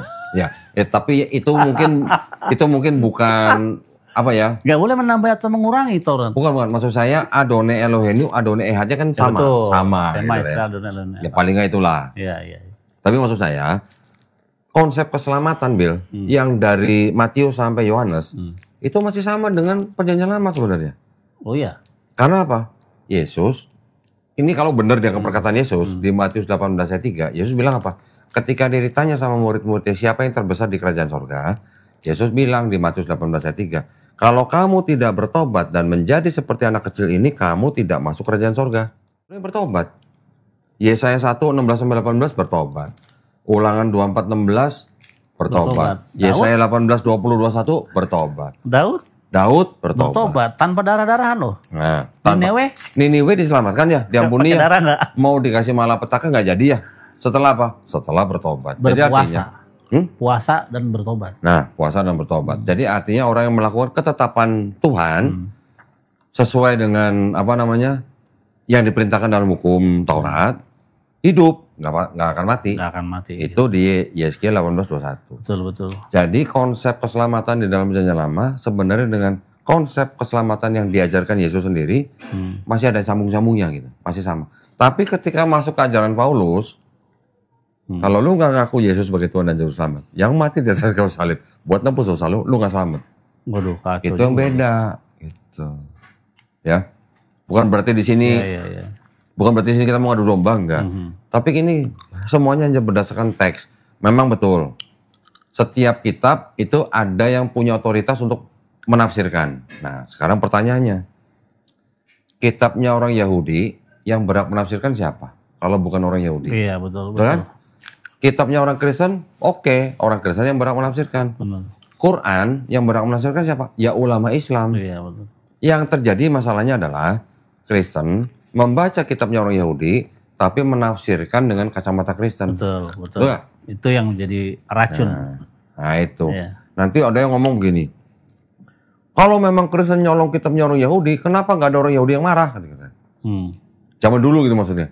Gimana mau marah? Yahudinya berapa? Kristennya udah dikuasain apa dilindungi oleh kekaisaran Romawi. Iya, betul. Sampai-sampai Yahudi yang zaman abad pertama Masehi itu setelah Bait Suci kedua dihancurkan tahun 70 Masehi, orang-orang Yahudi yang masih mengikuti kitab mereka sampai lari pindah ke kota Yafne. Gitu. Ya itu adalah bagian dari sejarah. Tetapi ya sekarang kita sudah bukannya istilahnya zaman mau mau menjelek-jelekan atau bagaimana. Tapi ini adalah fakta. Apa yang terjadi dengan kitab-kitab dan yang menjadi alasan utama kita untuk membahas masalah seperti ini, Bill, ya, adalah karena di dalam agama mereka, Kristen, mempunyai misi. Misinya apa? Karena itu pergilah, jadikanlah semua bangsa muridku. Oh, bukan umatku? Semua bangsa muridku. Bukan umatku? Bukan. Oh, berarti jadikanlah segala bangsa muridku. Berarti Baptislah. ajaran Yesus mesti ditegakkan, ajaran Yesus. Ya kan? Kan dia nggak bilang jadikanlah seluruh bangsa umatku kan? Tapi kan ada baptislah mereka dalam nama Bapa dan Putra dan Roh Kudus. Oh gitu. Nah itu kan adalah sisipan gereja Romawi di abad kedua. Nah, jadi karena ada ayat itu yang oleh Kristen dianggap sebagai amanat agung, maka mereka selalu berusaha membawa orang di luar Kristen masuk agama mereka. Termasuk misionaris-misionaris yang menginjili orang-orang Yahudi di tanah Israel, Palestina. Iya benar. Bener nggak? Benar. Buktinya Rabbi Tovia Singer kan memerangi itu di sana sekarang. Itu. Nah itu. Dan juga ada beberapa orang ya yang misionari dari Korea tuh yang diludahin ya? Nekat iya. Yang diludahin. Terus ada juga yang diludahin karena pertama itu pas hari Sabat. Terus pas hari raya itu. Jadi kalau yang diludahin itu pas hari raya Sukot. Yeah. Dari mana kita tahu? Karena dia bawa lulaf. Oke. Lulaf tuh yang tumbuh-tumbuhan. Yeah. Nah, udah tahu orang lagi pas hari raya ya. Misalnya tunggu dulu dong, jangan keluar dulu. Oke. Ada orang Yahudi. Ini keluar bawa salib ya? Iya, seakan-akan mau martir, mau mati syahid gitu. Ya. Ya konyol lah. Sama aja lu bubaran masjid lu, coba lu bubaran masjid, lu bawa salib, habis lu. Iya. Begitu. Itu video banyak beredar lah ya. Iya. Jadi kita semua juga tahu ternyata ya begitulah. Gimana ya? Kadang-kadang Sampai suka diludahin cari, gitu. iya, kadang-kadang suka cari cari gara-gara, supaya ingin sahid. Tapi kan nggak seperti itu sahid. Mati di dalam Kristus nggak. Lah yang misionaris di pinggir jalan yang teriak-teriak di halte gimana sih? Iya benar. Sampai digablok pakai tas punggung gitu nah. Ya itu harus sebenarnya udah nggak boleh kan di Israel kayak gitu. Nggak boleh. Itu nggak ada aturannya tuh di Israel kalau begitu tuh ditangkap penjara gitu. Tangkap. Ditangkap kan udah nggak boleh sebenarnya. Nggak boleh ya. Tapi memang kan orang-orang Korea itu sangat militan Kristen. Memang. Biasanya. Korea kan memang Kristen kan tumbuh. Kenceng, ya. Iya kan di sana ya. Walaupun di sana banyak aliran sesat juga. Iya. Tapi mereka memang sangat-sangat getol mengajak orang di luar Kristen masuk agama mereka. Nah, yang kedua di sekolah tinggi teologinya Kristen, ya, itu ada pelajaran Islamologi. Oh ya? Duh, nggak tahu ya. Buat apa itu? Untuk mempelajari Islam, tapi tujuannya untuk mengajak orang Islam masuk agama Kristen. Tapi ada ustadz yang ngajar. Nah, masalah yang ngajar ustadz atau enggak, dulu mungkin ada ustadz yang ngajar. Tapi belakangan juga orang-orang mereka sendiri. Bahkan belakangan, kalau nggak salah pernah dengar STT Nias. Oh iya pernah. Nah, isinya apa? Isinya apa? Allah sama dengan ular. Waduh. Coba. Ini sekarang masih diproses nih. Di Polres. Nah, kalau Islamologinya begitu, apakah itu gimana coba? Iya. Dan rata-rata, mungkin nggak semua saya nggak tahu, rata-rata di hampir di semua STT mahasiswa STT kalau mau lulus itu harus bisa memurtadkan sekian orang. Waduh, bisa nggak lulus? Kan susah. Ada yang 3 orang, ada yang 5 orang, bahkan ada yang 20 orang. Nah, sebagai syarat kelulusan. Mungkin mereka masih bisa lulus, tapi kalau nggak bisa memurtadkan orang itu susah lulusnya gitu. Itu harus maksudnya di Indonesia itu sebenarnya harus dihentikan praktek-praktek begitu karena orang disuruh menyembah manusia loh itu. Nah, iya. Ya walaupun dia setengah manusia setengah Tuhan, tapi tetap aja setengah. Sepenuhnya. Oh. Sepenuhnya manusia, Kan sepenuhnya Tuhan. 50% manusia. Enggak, kalau Kristen 100%. Oh gitu. Itu sama nggak ada di ayatnya padahal ya? Nggak ada, itu kan konsili Kalsedon. Oh, berarti pada waktu dia 100% manusia, Jadi ada switch-nya kali mungkin. itu dia. Gua nggak tahu deh, mungkin ada switch gitu ya. Itulah. Ketika dia nggak tahu hari kiamat, itu switch-nya lagi manusia. Benar. Ketika dia bisa membangkitkan orang mati, mungkin switch-nya Tuhan. Konsep ketuhanan sebenarnya nggak ribet, bahwa Tuhan itu bukan nggak bisa jadi manusia. Buat apa dia jadi manusia? Nggak bisa kalau gue bilang mah. Iya. Walaupun dia mau, dia nggak bisa. Iya, karena pasti dia akan terbatas ruang dan waktu. Iya. Satu itu. Ada di suatu wadah yang namanya tubuh. Kedua, kalau dia jadi manusia kan berarti dia menyalahi kodrat dia sendiri. Betul. Karena di dalam itu kan lo is efikazif. Tuhan itu bukan manusia, bukan anak manusia sehingga ia bisa berdusta. Yang bisa berbohong itu kan memang manusia doang, kucing nggak bisa bohong. Bilangan 23:19, iya. kan Hosea 11:9. Bener. Ayub 9:32. Betul. Jadi dia bukan pencipta, itu bukan manusia. Karena kalau karena tidak ada tandingan ayat. Nah, kecuali gini, ada nih dalam kitab ini nih, Perjanjian Lama, Tuhan bisa jadi manusia. Kejadian 18. Kejadian 18 kan, ya itu landasan mereka. Jadi kalau menurut mereka, duanya mereka, satunya Tuhan. Iya, mereka bacanya Kejadian 18 ayat 1. Terus, tapi nggak sampai Kejadian 19. Itu dia. Kejadian 19-nya nggak dibaca. Betul. Gitu. Jadi kalau kita mau hitung-hitungan aja dah, hitung-hitungan ada berapa oknum sih di cerita itu. Kejadian 18 ayat 1, Hasem muncul di sini Abraham. Ada ininya, bukan ini. Iya. Ada nama malaikatnya disebut di sini aja. Jadi kalau dihitung gini harusnya ada 4. Ya. Hasem dengan Abraham ngobrol kan. Baru dari kejauhan mengangkat matanya Abraham melihat suasana Sim. 3 orang laki-laki. Ya. Berarti 4 dong. Ya kan? Jadi Abraham. Tapi gini ya, Bill. Penerjemahannya itu memang kadang-kadang bisa bikin agak rancu. Dan Allah menampakkan diri kepada Abraham. Menampakkan diri kan jadi 2 kata tuh. Fayera padahal itu 1 kata. Nah, artinya Fayera. Apa? Harusnya apa? Spirit itu muncul. Kan itu yang namanya teofani kan? Iya, kalau dalam kekristenan sebutnya. Mereka sebutnya teofani. Lah kalau teofani kan nggak harus si Tuhan Yang Maha Esa ini sendiri yang harus turun gitu loh. Makanya ini di dalam perlunya kita belajar dari hakam atau ulama. Jadi yang muncul kepada Abraham, jadi sebenarnya Fayera itu 1 kata. Fayera. Dan muncullah Hasem kepada Abraham. Nah, dalam bentuk apa? Nah, ini dikumas ya. Dijelasin nih kejadian kan 18. Nongol namanya 3-3-nya tuh. Iya. Mikael, Gabriel, Rafael. Betul. Ya sudah berarti itu malaikat 3-3-nya. Jadi Gabriel untuk menyampaikan kabar, untuk menghancurkan Sodom. Mikael untuk menyampaikan kabar bahwa Abraham akan memiliki anak Ishak. Dan Rafael seperti namanya, kesembuhan daripada Tuhan. Rafael, kesembuhan daripada Tuhan. Menyembuhkan luka sunat Abraham setelah 3 hari. Gitu. Oh, jadi waktu itu Abraham sunatnya belum sembuh ya? Sunatnya belum sembuh, 3 hari kan. Berarti jalannya masih ngegang gitu? Makanya kan dia duduk di itu. Oke, di bawah pohon. Iya. Nah, jadi yang jadi perdebatan atau yang perlu kita pikirkan ini waktu yang Tuhan Fayera atau muncul pada Abraham, kan diterjemahkannya menampakkan diri. Padahal itu menampakkan diri udah 2 kata. Kalau orang Kristen kan menafsirkan itu, Tuhan menampakkan diri kepada Abraham dalam bentuk 3 manusia. Itu Trinitas tuh. Nah itu dia. Padahal suasana Sim 3 orang. Jadi harusnya ada 4. Jadi Abraham, kalau hitung-hitungan nih, Tuhan, Abraham, Tuhan, dan 3 malaikat. 5 berarti? Iya kalau sama Abraham. Jadi ada 3 tokoh di situ. Jadi, tapi kan bukan begitu ya sebenarnya kan. Jadi sebenarnya yang disebut dikatakan menampakkan diri atau muncul kepada Abraham itu Tuhan dalam bentuk apa? Kan tidak ditulis dalam bentuk manusia, enggak ada. Nah, para ulama berusaha menjelaskannya bahwa itu yang muncul kepada Abraham itu adalah Shekhina, divine presence atau hadirat ilahi. Dalam bentuk apa? Cahaya yang terang. Lo tadi nyebut divine presence nih.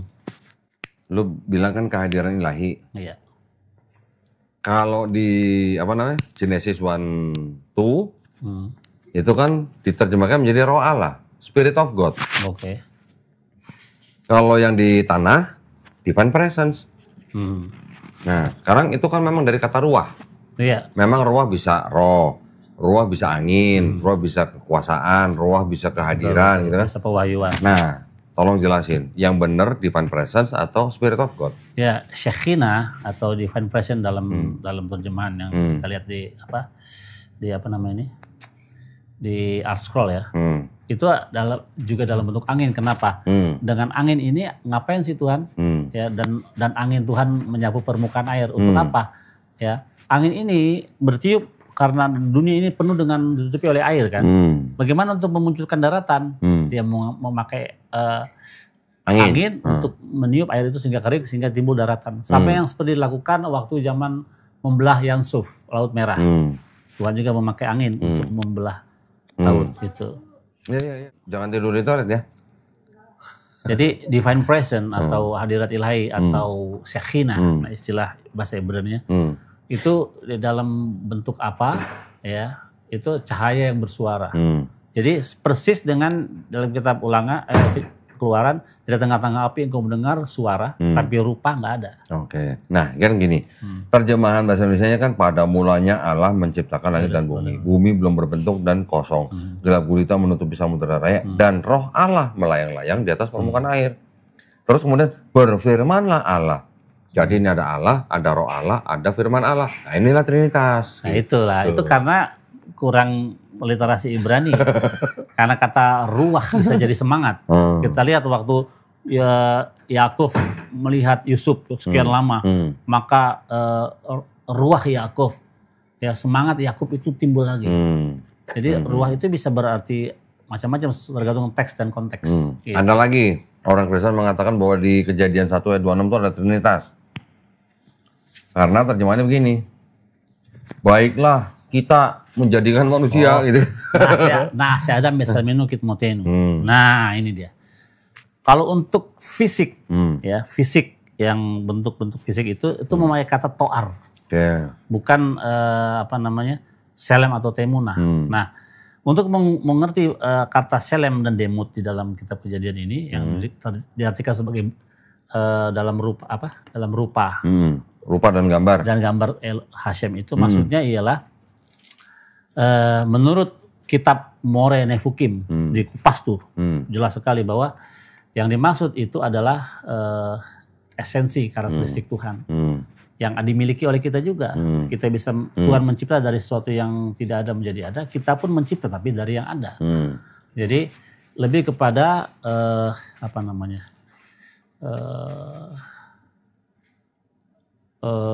citra lah. Oh citra. Enggak, orang Kristen bilang tuh Trinitas di ayat 26. Nggak ada. Kenapa? Karena ada kata kita. Nggak gitu. Itu kita tuh katanya. Nah kita di situ ya. Gue bilang, gue bilang. Kata kita itu bukan Trinitas. Kata kita itu berarti Elohim sedang ngomong kepada malaikat-malaikatnya. Sedang ilahi. Baca Mazmur 82. Gue bilang gitu. Ya kan? Mazmur 82. Di situ apa? Tulisannya di sini Allah berdiri dalam sidang ilahi di antara para Allah ia menghakimi. Nah ini yang disebut dengan sidang ilahi itu apa? Malaikat-malaikatnya. Nah ini dia. Jadi ini ada hubungannya dengan itu loh. Yang nih. Selem, demut, dan tahmid. Jadi ada perbedaan. Tuh. Selem kan di situ kan bunyinya gimana sih? Nah, kejadian berapa tadi? Kejadian 126. 126 ini penting juga ini. Iya. Kejadian 126. Nah, Vayomer Elohim naase Adam betselmenu kitmotenu. Nah, artinya ini kata selem. Selem dan demut. Ini yang mesti digarisbawahi. Nah, keterangannya di sini dalam kitab Morine Hukim. Beberapa orang berpendapat bahwa kata Ibrani untuk kata zelem berarti bentuk, shape atau kontur atau figur, sesuatu yang dapat dipahami. Dan penjelasan ini membuat manusia percaya pada jasmani, wujud ilahi. Jadi Tuhan itu punya wujud. Karena mereka berpatokan pada pemahaman ini. Karena sebenarnya kata untuk wujud itu adalah to'ar. Kita lihat di dalam kitab Kejadian, buka deh. Kejadian ini ya, karena mereka mengira bahwa kata marilah kita membuat manusia, Kejadian 1:26 menyiratkan bahwa Tuhan mempunyai wujud manusia. yakni dia mempunyai sosok dan wujud. Dan oleh karena itu dia berwujud jasmani. Nah, mereka dengan setia menganut pandangan ini. Terus lanjut. Nah, kita lihat sini untuk kata. Oke, saya berpendapat bahwa pandangan kata bentuk dalam bahasa Ibrani penerimanya secara umum terhadap kata tersebut yaitu kontur dan bentuk suatu benda adalah to'ar. Saya lihat di dalam Kejadian 39 ayat 6. Kejadian 39 ayat 6. Jadi untuk bentuk 39 ayat 6. Kejadian 39. Segala miliknya diserahkannya kepada kekuasaan Yusuf dan dengan bantuan Yusuf ia tidak usah lagi mengatur apapun selain daripada makannya sendiri. Adapun Yusuf itu manis sikapnya dan elok panasnya. Yosef vive to'ar. Nah, ada kata to'ar. To'ar itu fisiknya, bentuknya, ganteng kan, cantik gitu si Yusuf. Nah, itu kata to'ar. Nah, ada lagi banyak ya. Selain ini mungkin kejauhan lah. Ini cuma kata kita doang, diklaim itu Trinitas. Jadi iya benar-benar. Iya, kita itu kan sebenarnya sama dengan kata nahnu di dalam Quran. Kami. Ketika ada kata kami, itu artinya plural majestic gitu. Betul. Apakah kalau Ratu Inggris bilang we will improve gitu misalnya. Iya, kaminya itu. Kaminya apa ratunya banyak nah gitu. Betul. Plural majestic gitu. Belum. Sebenarnya ini kalau mau digali lagi itu kata demut, selem demut itu juga penting ya. Karena bisa, kan sekarang udah direvisi. Ya. Jadi citra. Jadi mereka udah mulai sadar bahwa Tuhan itu tidak berbentuk fisik. Gitu. Jadi citra. Ya itulah ya, itu kan beberapa dari banyak klaim gitu ya. Yang sini klaim begini, yang sini klaim begini. Akhirnya kita jadi seperti orang saling meluruskan. Betul. Ya. Ketika saling meluruskan, yang paling penting adalah perspektif mana yang mau dipakai. Nah, antara Islam, Yahudi, Kristen, oke, kita punya wewenang masing-masing. Tapi kalau kitabnya Yahudi dipakai sama Kristen tapi ditafsirkan oleh Kristen, itu kan berarti sudah memperkosa perspektif kalau gitu. Atau memperkosa konteks ya berarti ya. Benar. Ya kan? Jadi, karena ini di kitab Yahudi ada 300 nubuat nih buat Yesus katanya. 300. Tertulis nggak namanya? Nggak ada. Ya namanya nubuat gitu. Itu. Tapi ada nubuat tertulis kan tadi baru sering kita buka. Yang tadi Daud. Iya, Daud tertulis loh namanya Sang Mesias. Jadi kalau itu udah nggak bisa ngindar lagi. Udah nggak bisa ngindar, sekak seter gitu. Iya, sekak seter. Tapi masih bisa. Tapi itu keturunan. Tapi kan dia keturunan Yehuda. Oke, dari mana? Lah terus Yesus namanya Daud bukan gitu? Kak, Yesus kan bukan keturunan Daud. Dari mana keturunan? Dari mana? Orang anak adopsi? Gitu. Jadi sulit gitu. Sip, thank you nih ya Billy ya. Ini benar-benar mencerahkan karena kita dengar langsung dari orang yang pelaku Yudaisme yang bisa dianggap atau dikatakan sebagai pemilik kitab tanah gitu. Ya mau bagaimanapun tetap mereka yang punya otoritas untuk menafsirkan. Nah, satu lagi sebelum kita tutup nih Bill. Karena poinnya nanti akan saya sampaikan di akhir. Kalau buat orang Yahudi, Ulangan 18:18 itu buat siapa? Oh, cakep itu. Cakep. Buat orang Yahudi loh ya. Gua nanya buat orang Yahudi. Siapa? Itu akan ada seorang nabi yang sama sepertimu dari tengah-tengah bangsamu. Ya akan kubangkitkan. Dia adalah Yehoshua bin Nun. Yosua bin Nun, dengar sendiri ya. Yosua bin Nun. Yosua ya. Iya, Yosua bin Nun penerus Nabi Musa kan. Betul. Ini menurut Yahudi karena mereka yang punya kitab, mereka yang punya otoritas untuk menafsirkan. Benar. Betul kan? Kalau kata orang Kristen buat siapa?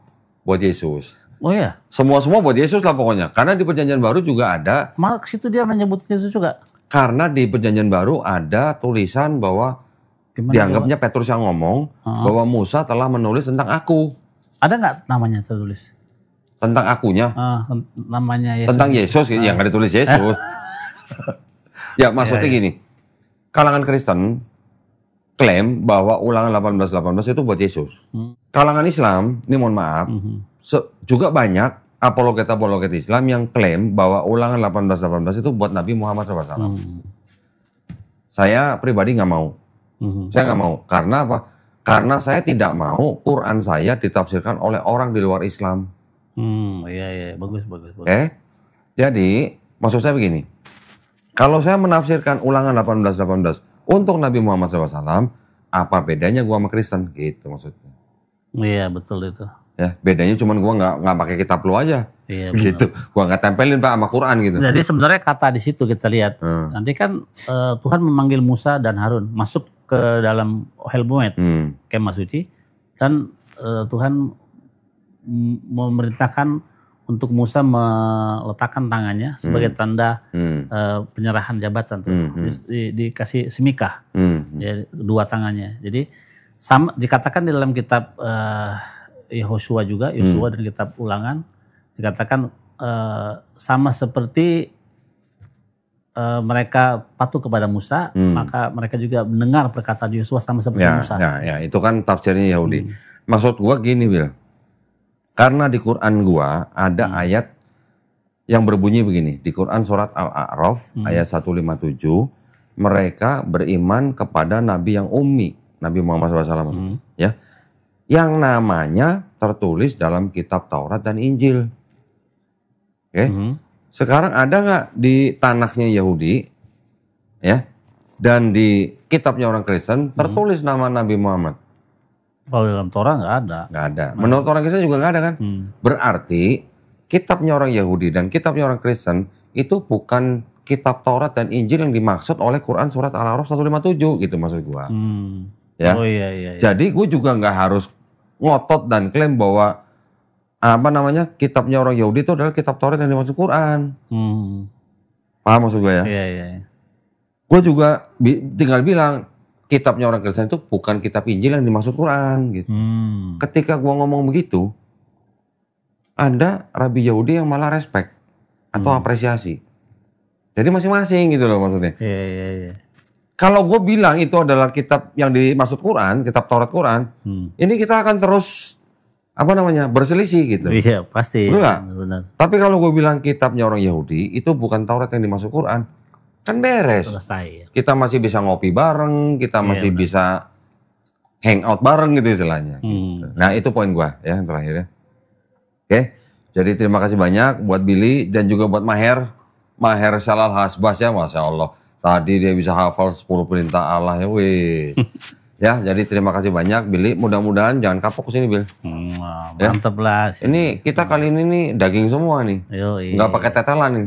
Ya walaupun cuma belum lagi saya 53 sebenarnya itu. Ya saya 53. Oke, nah saya 53 kita udah tahu lah ya sebenarnya. Dari tanah aja tanpa bantuan Billy pun saya udah bisa membuktikan bahwa itu untuk bahasa Israel gitu. Iya. Tapi kalau dari Billy nanti bisa dikulitin lagi satu-satu. Tapi ada soal itu bahwa menurut Targum, Yonatan itu beberapa ayat itu merujuk kepada Sang Mesias.